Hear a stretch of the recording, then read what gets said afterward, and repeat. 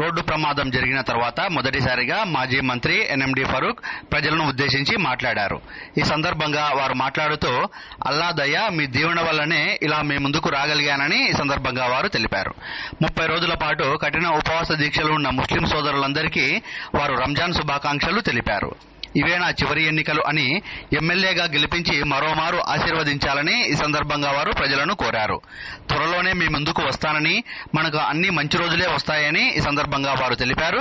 పూర్తి వివరాలను మనం వారి మాటల్లోనే తెలుసుకుందాం. అదేవిధంగా 3 రోజుల క్రితం రోడ్ యాక్సిడెంట్ లో